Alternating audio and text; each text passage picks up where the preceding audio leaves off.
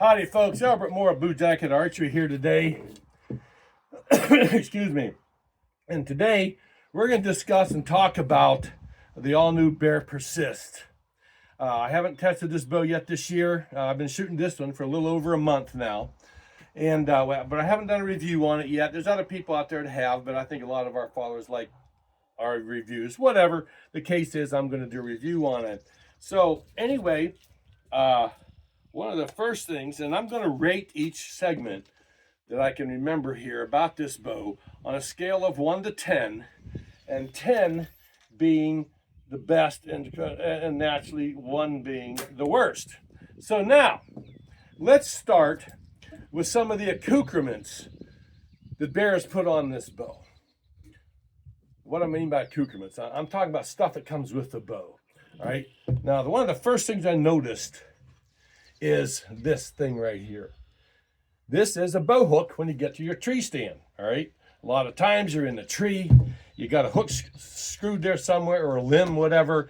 You don't know whether to hang it on the strings or cables, through the cam, on the limb here. Well, anytime you do that, it is possible to nick a string. It is possible to leave marks on the cam and the limb, whatever. So with the addition of this right here, it comes with the bow, no problem. It's done for you. All right, now it also comes with a integrated sling, wrist sling into the bow that I took off because I like something with color on it. But it goes through this little slot right here, around through the other side of the slot, set screw holds it in there. It does come with that. Now, it also comes with 2 grips, okay? The one grip, I guess I should have brought it out. Anyway, you just have to take my word for it. It comes with 2 grips, all right? The one grip is a kind of has a little bit of a swell or a palm swell right at about halfway down the grip, kind of force your hand into a high wrist grip. That grip, I didn't care for it too much, but I took it off, and it also comes with a very slender flat back grip, which is what I liked, right? So it comes with 2 grips.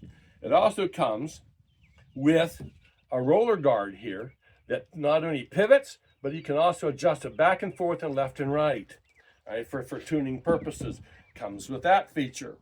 It also comes with one of the big features in today's market that some of the other bigger companies out there, not bigger because Bear's bigger than any of them, but other more popular companies like maybe the Big M or whatever, haven't seemed to grasp this point yet, that replaceable modules have been outdated for at least 10 years, all right? Not so with Bear. A rotating module. You can rotate this to any draw length you want. You can set it for 75, 80, 85, or 90%. Let off all inclusive with the bow. You don't have to buy any extra parts after you buy the bow, which is just stupid. Anyway, now, so based on, it comes with these dampeners right here, which I shot the bow with these dampeners and without them. To be honest with you, virtually I could not tell any difference. I couldn't tell a lick of difference. Maybe on a machine under factory laboratory conditions, you could see a difference. But when shooting the bow, I couldn't tell any difference with them. But it does look kind of cool. All right, so anyhow, so that, what other accoutrements did it come with? Oh, another thing it comes with. They really did a good job on this one. All right, right here, most of these dampeners, string dampeners, are this housing right here is literally screwed or set screwed right onto this rod. Doesn't really do much because, yeah, it softens it here, but drives all that force back into all this metal. What Bear did, they mounted that rod or this shaft right here in a silicone rubber base. So it completely free floats on this rod. You can see it moving here, and the deadening capabilities of that is actually really awesome compared to the Execute from last year. This thing did a phenomenal job. So, accoutrements, I'm going to give it, on a scale of 1 to 10, I'm going to give it an 8. All right? For no other reason than I don't think any bow, accoutrement-wise, deserves a 10. So anyway, we're going to give it an 8, maybe a 9. A lot of well-thought-out stuff here. Now, let's talk about how the bow is. Oh, it also comes with a level right in here for setting the bow up. No, you can't see that in your peep sights. Don't even think that's what it's for. It ain't going to replace the level in your sight. All right, this is strictly for setting the bow up. It does come with that with it. So now, anyway, it does come with a limb stop to make the bow extremely hard back wall. I'm not kidding. Your elbow literally feels like it hits a brick wall when you hit this limb stop. Or you can take the limb stop off and shoot it against the cable stops. You got two choices there. Most companies don't give you that. So now, let's talk about how the bow is constructed and built. The machining on this bow, from what I can see, is very, very, very exquisite. You can't really see a lot because their finish on the bow has a rough, kind of a rough texture to it. So you can't really see any tooling marks, if there's any there or not, which I doubt. But if there is, the rough texture is covering it up, which brings us to the finish. The finish on the bow, I'm going to give it probably a 7. It's a good finish. There's no flaws in it, other than the fact it is a rough texture, and I kind of like smoother finishes on my bow. So I'm giving it a 7 on the finish. So, but the machining on the bow, other than that, is very, very well thought out. Last year's Execute did not have these webs in here. And the Execute last year did not shoot near as well as far as aiming stability and shootability. It didn't do near as well as the Persist is doing for what we want to see in a bow. So obviously these webs in here, or these spines, or these parts in here, I forget what you call them now. I got a head cold, my brain ain't thinking real good. Obviously has done a lot to stiffen up and make the riser more rigid than last year's Execute. Now let's get up into the limb pockets. 30 years of doing this, folks. I'm not sure I've ever seen a limb pocket more robustly and heavy duty built as this one. This thing is an absolute phenomenal. I mean, just the machining on it, no flaws. This is all one piece, machined aluminum, clear up here, clear down into the back. It's not two pieces. There's no plastic parts of this limb pocket. Everybody knows what we think of plastic. All right. Now, the limb bolt itself goes down through here. Use a 1/4 inch Allen wrench, and you can see this little sleeve right here. All right. That sleeve is actually shaped like almost like a little canoe.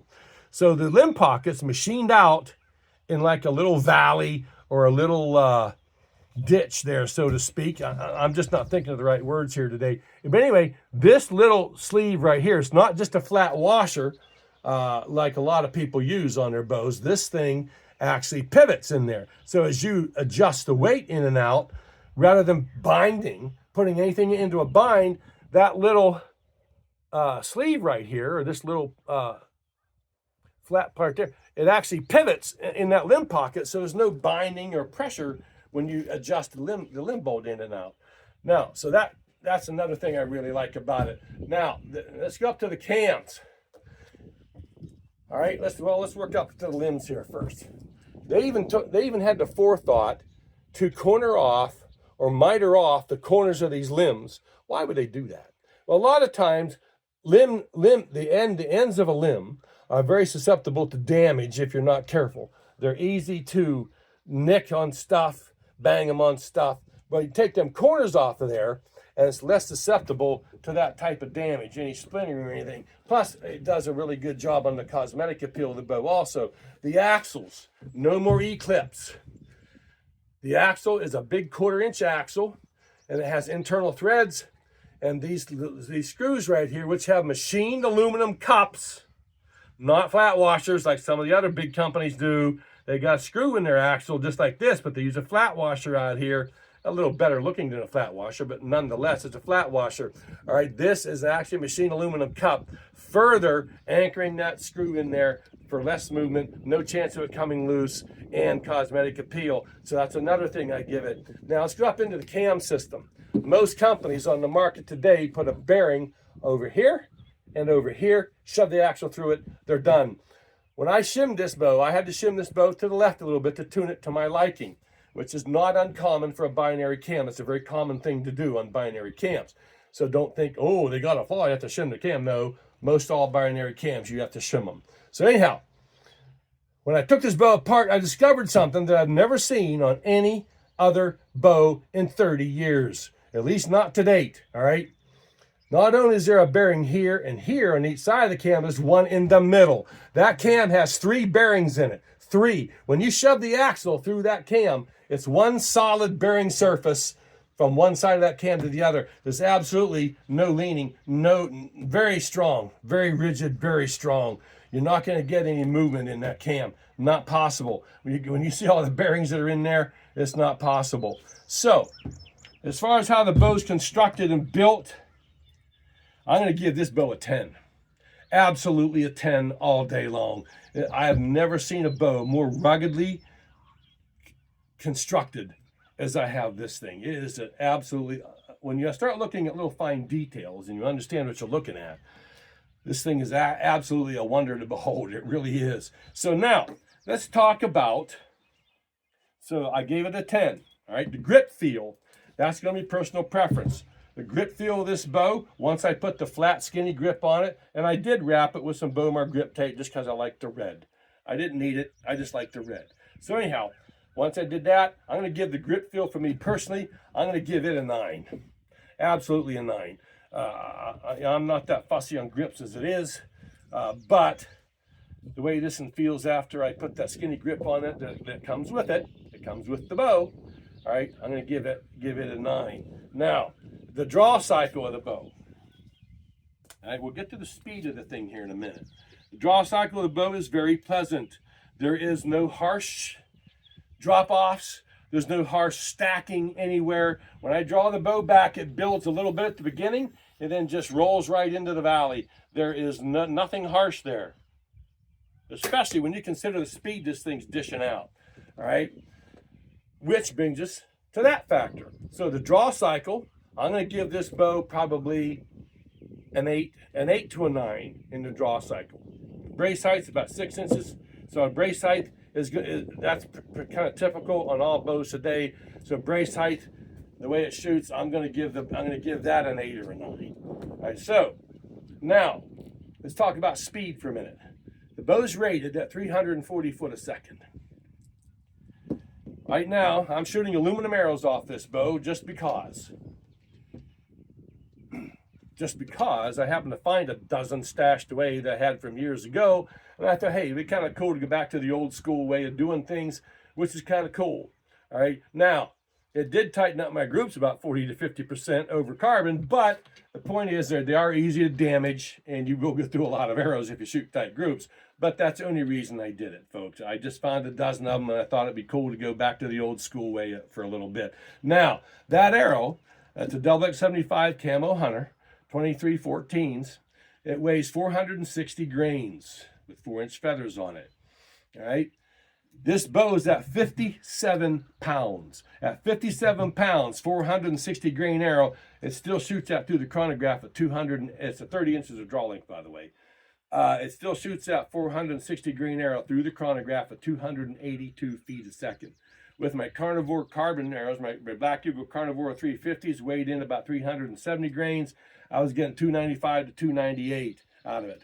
So when we shot this thing at 5 grains per pound, since I'm by myself, it's kind of hard for me to shoot through the chronograph and show you this by myself. But when we shot it through the chronograph, 5 grains per pound, 70 pounds, 30-inch draw length, it gave us 338 foot a second within 2 foot of what they advertised the bow to do. If anybody out there tells you, if anybody out there in the industry that is going to give you the honest speeds, it's Bear. If Bear tells you that bow will do 340, it most certainly will do 340.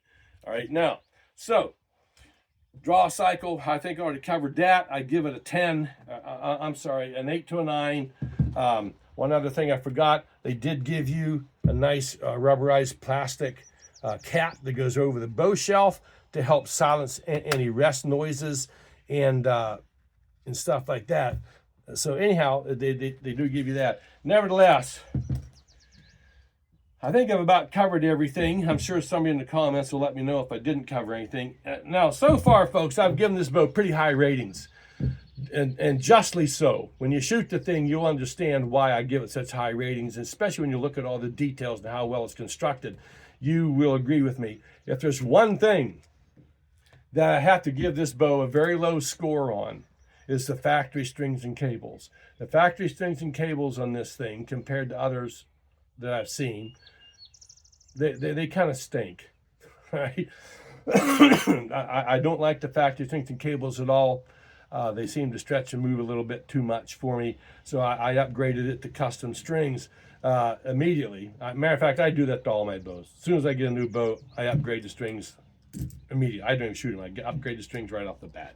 Anyhow, I wouldn't have to in some of them, but I like colors too. So anyway, so far that's it that I can think of, folks. If you have any questions or comments on something I might have left out and didn't answer a question for you, please leave it in the comments and I'll get back with you. Any rudeness, any comment that has nothing to do with the video, it will be banned and deleted. We have adopted a zero tolerance policy for idiots. All right, if it's a fair question, I'll gladly answer it. You get rude, foul language, whatever, you will be banned and deleted immediately. Bam, no questions asked, no warnings, no nothing. You're gone. So now, that's it for today. Come on down to Blue Jacket Archery and see what hunters shoot. I think when you shoot this bow, folks, you got to remember any preconceived notions that you've had about bear in the past. You cannot base this bow on their package bows or anybody's package bow for that matter. This is a flagship bow, all right? This is a high-end bow. So, when any preconceived notions you might have had about bear in the past, you need to throw it right out the window, because this bow is nothing like anything they've built in the past, not even in the last 5 years. This is nothing like that. So, I will put this bow up against any other bow in the market, regardless of price, and regardless of brand. I don't care. I've shot them all. I know it's out there. I know what I'm saying. Anyway, that's it for today, folks. This is Albert Moore from Blue Jacket Archery. Come on down to that little cabin in the valley. See what hunters shoot. Until next time, folks, have a great day. Thank you.